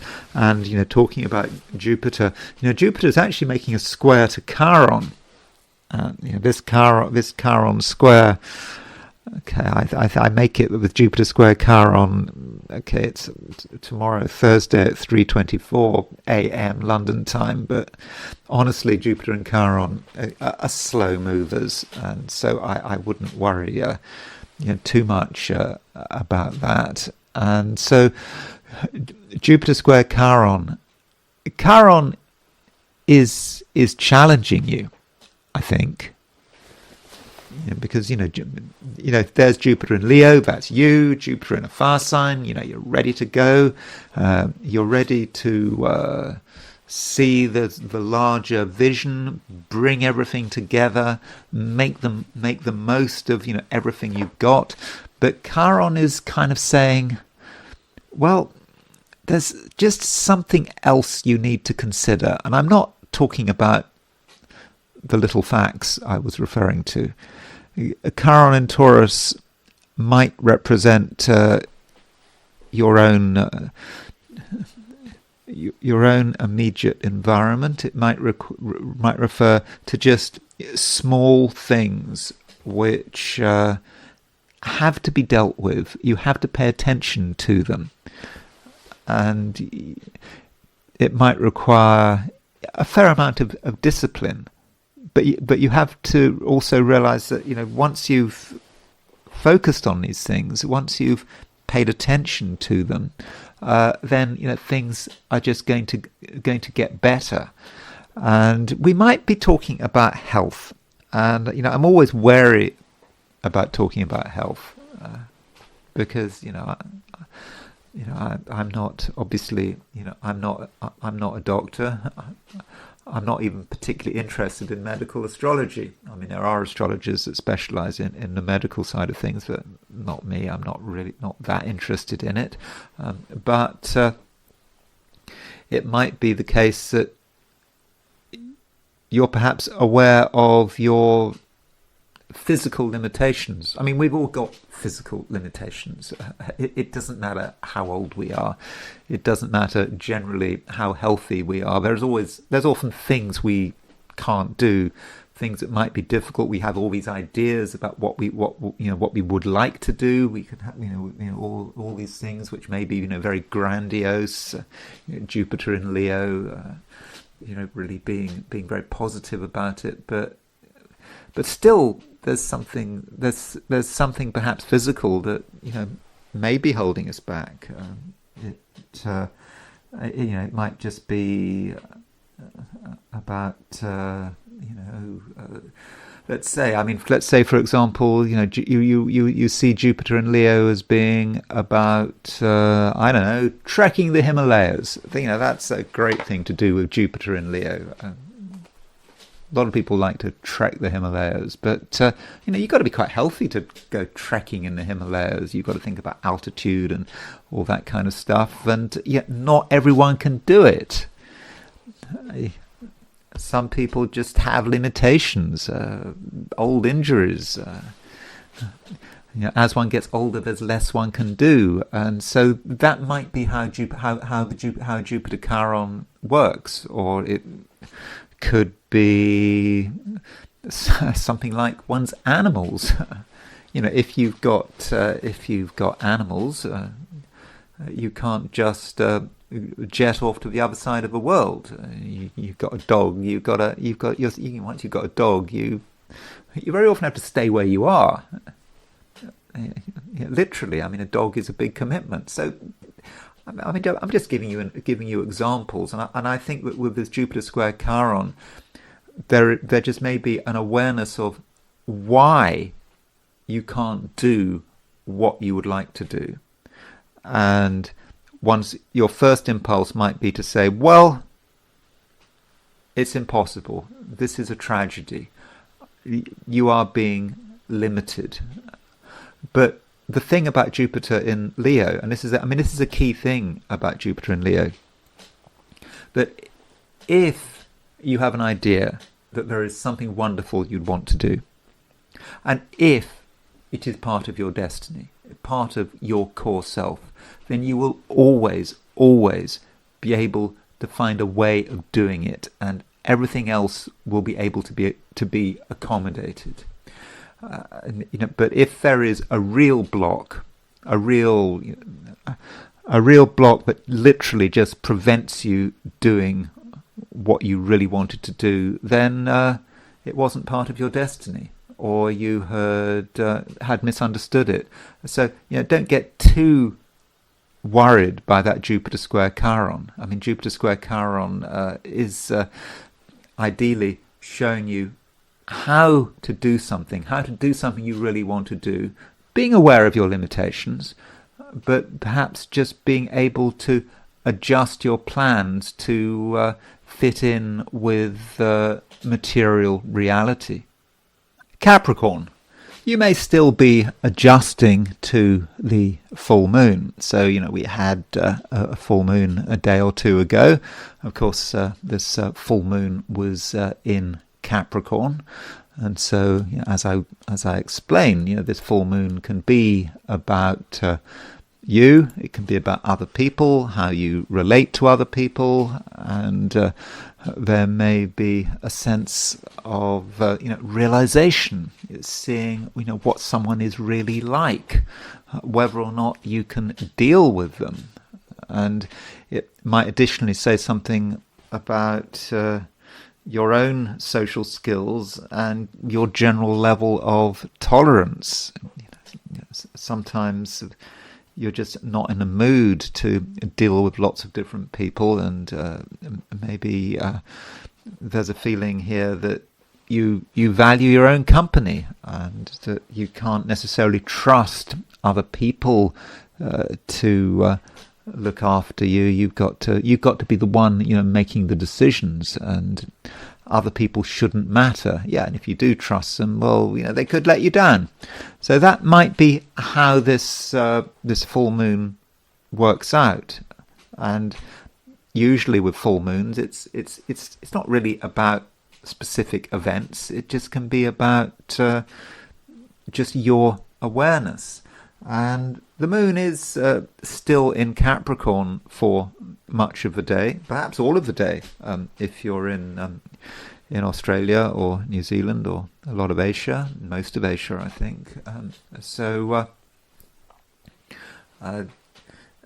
Perhaps you can just sort of tune into this full moon, and the moon is, of course, nonetheless moving away from the opposition of the sun. So as the moon moves away from the opposition of the sun, you're increasingly able to be, more objective.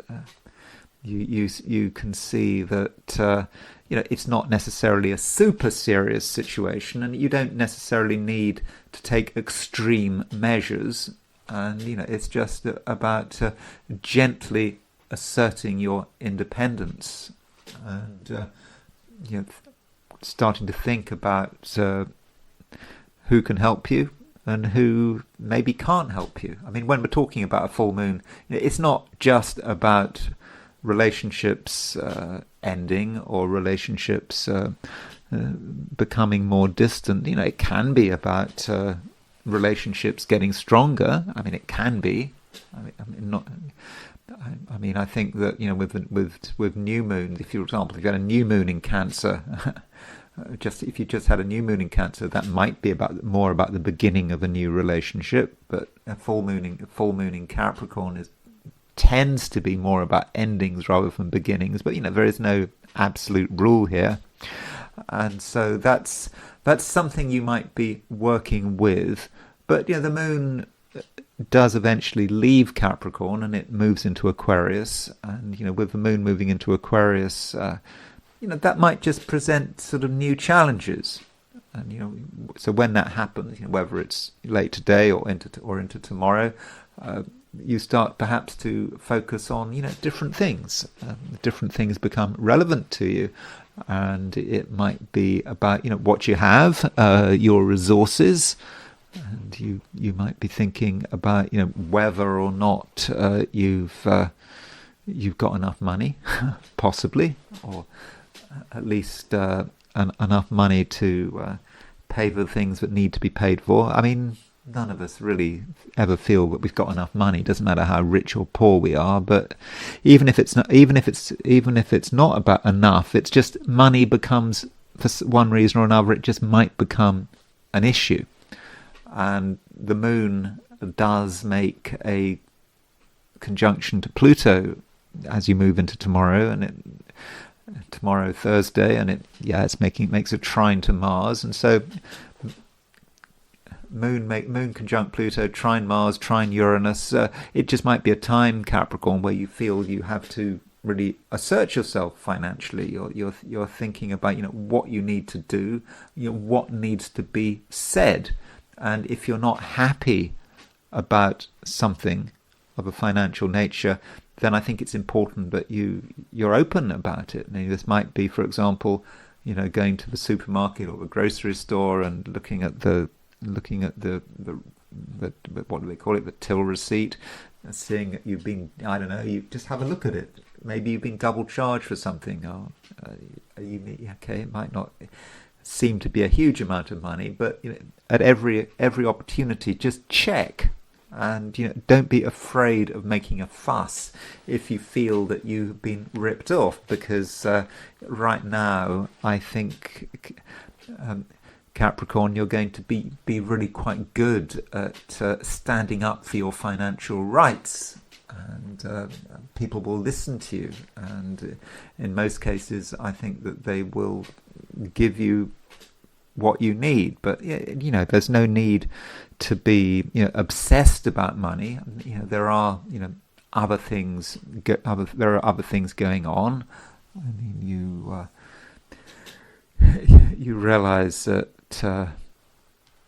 there's a whole world out there, and that has been something that's been going on for the average Capricorn. I think that many Capricorns have been quite tuned into the world at large, and realizing that your own immediate space, your own patch of earth, is not where it's all at. And although you can be very practical and not get distracted by trivialities and by things which are beyond your control, in spite all of that, you're able to take a global perspective, if necessary. And I think that the global perspective can really help you in terms of feeling connected, but it also gives you a sense of power. A lot of us feel powerless. I mean, that is a common feeling, that there are things going on beyond our control that we absolutely cannot deal with. But Capricorns, they are quite persistent. When they see that something is wrong, they want to do something about it.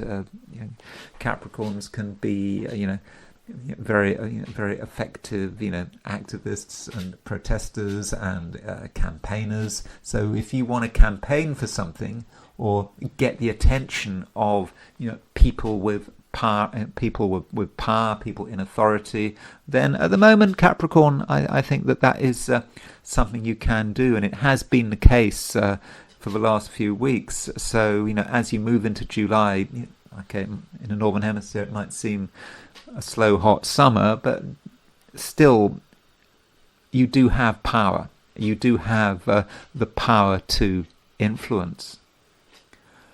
Aquarius. The sign Aquarius is starting to be in the spotlight again, because the moon is moving into Aquarius. It might be moving into Aquarius late today, might be moving in tomorrow. The first place to see the moon in Aquarius is it Tahiti? I don't know. Certainly Alaska and Hawaii. You're going to see Aquarius pretty early. In California, you'll see the moon moving into Aquarius at where is it? When at 12:33 p.m. around sort of lunchtime. So yeah, it's spreading across the world. If you're in Australia or New Zealand, you won't see the moon moving into Aquarius until tomorrow. But with the moon moving into Aquarius, things do happen. The moon makes a trine to Mars, it makes a trine to Uranus, it makes a conjunction to Pluto, and you feel sort of more connected, you feel more in control, more in the center of things, and you can now, I think, be more open. There have perhaps been things that you have been keeping to yourself. You haven't been sure whether or not it was the right time to communicate something. But I think now, things are starting to move. And yes, you can be yourself. You can demonstrate your creativity, and right now I think that you are very creative, and you're going to remain creative, well, all your life. We're all creative, but right now, Aquarius, you can you really benefit from having Uranus in Gemini, and Uranus in one of your fellow air signs, and Uranus stays in Gemini until 2032. So it is a time when you can do something that is really unique, that really stands out. Especially now that Mars is moving towards a conjunction to Uranus, and this conjunction between Mars and Uranus is exact on Saturday. So I have been a little bit uncertain about this Mars conjunct Uranus. I mean, I think it can be a problem aspect, and it's quite potentially dangerous. It's quite explosive, but it's also very definite, and it's about standing up for what one believes in, and standing up for one's unique creativity. So Aquarius, it is a time to be an individual, but it's slightly more complicated than that, because the thing is that when the moon moves into Aquarius, it does make an opposition to Jupiter. And this, of course, tells you that Jupiter has moved into your opposite sign of Leo. So I think you can maybe see the apparent contradiction. So on one hand, Aquarius, it is a time when your unique creativity is really moving into top gear.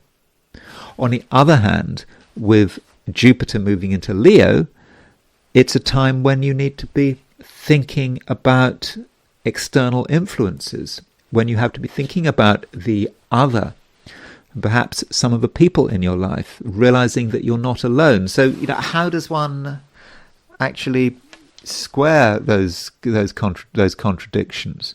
Well, for one thing, Jupiter, when it moves into Leo, is starting to make a sextile to Uranus, and this sextile to Uranus does become exact later in the month. And so, with Jupiter sextile Uranus, the right people are going to really help you be yourself. So, strangely, if you want to be an individual, you cannot be alone. I mean, humans are social animals. If we do everything alone without reference to wider society, without reference to other people, then you could argue that it's all for nothing. If you take the view that humans are a social animal, I mean, I know this might be a sort of a controversial view, but don't dichotomize the thing. See, it's either doing what you want to do, or just surrendering everything to other people, letting other people call the shots, having no freedom. It's not that kind of dichotomy, and in fact, you shouldn't see a dichotomy. People can help you be yourself, and perhaps through social interaction, you can see what is you, what is unique to you, and you can also see what is meaningless, what doesn't work for you. And so I think that it is a time that you can sort of really refine what you're good at with other people's help, and not just what you're good at, but what you really enjoy. And with Jupiter moving through Leo, as I think I said yesterday, this is a time in general where Aquarians can really find the right relationship, the right way of relating to other people, but in such a way that nothing gets compromised, and all the while you can be enthusiastic, and you can focus not just on your own interests but really everyone's interests. In fact, on the whole planet's interests. Maybe we go beyond that, the whole universe's interests. I mean, that's what it's all about. We're part of the creative process, but we don't get overwhelmed and absorbed by this creative process. We have our unique role, and I think that that's something that at the moment you can really tune into. Pisces. So Pisces, we have got now the moon changing sign, moon moving out of Capricorn and into Aquarius. So this sign change is perhaps of some importance, because when the moon moves into Aquarius, it does make an opposition to Jupiter, and of course Jupiter is your ruler, and so when Jupiter moves into Aquarius, firstly, you may become aware of your own separateness, and the fact that there are certain things that you don't necessarily want to reveal. You may be sort of almost ready to reveal something, but now you're having sort of second thoughts, and then the moon moves straight away to an opposition of Jupiter, and so today, tomorrow, you might feel a bit uncertain. What exactly should you do? I mean, part of you would just like to just sort of drift off and do nothing, but at the same time, you realise that there are some obligations that have been starting to develop over the last day or two, and maybe that is the nature of Jupiter moving through Leo. There are things that you have to take seriously. You don't have an option. And at first it might seem rather boring. And in fact, this transition from Jupiter moving from Cancer to Leo for you just might be a bit difficult, because it just seems that what appeared to be exciting does seem rather mundane to begin with. But if you're prepared to work on something, if you're prepared to work on anything, if you're prepared to give it your best, then Pisces, you'll start to be able to really make sense of it, and you just have to give yourself time, and additionally recognize that you haven't got all the energy in the world. You have limitations. We all have limitations. And if you want to be able to really see something through, then you have to make sure that you're fit and you're healthy, that you don't exhaust yourself, and maybe there's fine tunings to do in terms of your diet, your exercise, your lifestyle, and this might be something that you're going to be working on, not just today, but over the next year and more. I mean, after all, Jupiter moves through Leo, until the end of July of next year. So there is certainly a seriousness around, and you are aware of sort of obligations to yourself, but there are also obligations to other people, but I think there are also obligations to yourself and your own well-being. Well, yeah, I mean, I know that sounds a bit boring and not very exciting, but there are other things going on. I think that at the moment, Pisces, you're actually able to be pretty effective in a social situation, and perhaps because it's you're paying attention. You can pay attention to what other people are saying, what other people are doing, what other people are wanting, and then you can act accordingly. Now, that doesn't mean that you are going out of your way to look after other people's interests. You just know what other people's interests are. Then you can perhaps make a decision about how much time and energy you want to give to other people. You don't have to be super charitable. You don't have to give anything up. So don't worry about that too much. And really, that is about it, except for the fact that Mars is making a conjunction to Uranus. Now, Mars makes that exact conjunction to Uranus on Saturday, July the 4th, and I will be talking more about that, the Mars-Uranus conjunction. But I think you need to be aware of it, because Mars conjunct Uranus can be quite an unstable energy, and being in Gemini, it's in quite an important sign in your chart, and it can be about security. It can be about your own feeling of groundedness, and so Mars conjunct Uranus might be just something going on which could be destabilizing. It might be in a place that is very familiar, somewhere where you thought everything was sorted out, everything was working to plan. But then Mars-Uranus conjunction comes along, and things just could get messed up. And that might be about what is happening in your home. It might be what people close to you are doing. They might do stuff or say stuff that you weren't expecting, and it's important that you respond in the right way. It's important not to exaggerate. And so just because something doesn't go to plan, just because someone does the last thing you expect, doesn't mean that you should panic. Instead, you should try to understand what is going on, and use your Piscean sensitivity to make sense of it, and then just work out what is required in order to stabilize the situation. But just because I'm talking about instability and Mars conjunct Uranus doesn't mean to say anything is going to happen, but it is my responsibility to see everything that could happen, and I think that Mars-Uranus conjunction does have to be watched.